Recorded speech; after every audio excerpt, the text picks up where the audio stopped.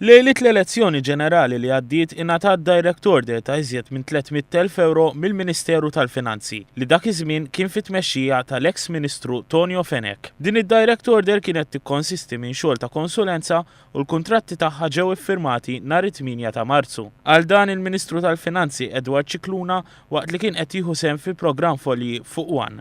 Huwa kompla jgħid li iżjed dettalji dwar dan il-każ se jkun qed jiżvelahom fi żmien li ġej. Affarijiet li 300,000 konsulenza lejliet, ġifieri jekk inti tagħmel lejliet l-elezzjoni. Lejliet l-elezzjoni fil-Ministeru tal-Finanzi, il-Ministru jiffirmaw lejliet l-elezzjoni għal xogħol li jrid isir, xogħol li jrid isir. Jekk da se jitla' kontratt ta' konsulenza da. Kontratt ta' konsulenza. U kemm kien 300,000. 300,000. Issa qudiem inħabbru d-dettalji u dak jien issa irrealizzajt li kienu għadhom ħerġin il-flus minn tiegħi. Ġifieri jiena meta mort biex nagħmel għallu li isma' dawn spiċċaw, għadna nibdew, għallu li dawk ħerġin finanzjament. Għatta xiex, għallu li isma' għal dak il-kontratt ta' dan li meta ġi iffirmat fil-8 ta' Marzu. Cicluna kompla jgħid li qed jirrikorri biss għal konsulenzi privati meta ma jkollux biżżejjed esperti fih dan l-istituzzjonijiet li jmexxi. Issa bħalhom hemm ħafna konsulenza oħra illi anke jekk hija valida tista' ssir in-house bħalma qal tajjeb ħafna tabib. Jiena issa kelli third pillar qed nipprepara għal dan il-budget.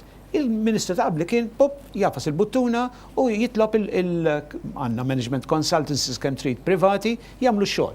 Jiġu jagħmlu lek biċċa xogħol tajba, ma nistax nikkritika, però tiswa l-flus.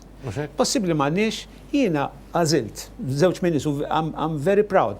2 mill-MFSA, 2 mis-Central, wieħed mis-Central Bank u ieħor mill-2 oħra mill-Ministeru tiegħi u tawni biċċa xogħol u ppreżentaw li Friday il-bieraħ il-proposta ta' third pillar illi għalija nafx ġifieri ta' standard xejn inqas anzi xi ħaġa biex nkunu proud li kienet tkun privat li kienet tiswa ħafna flus.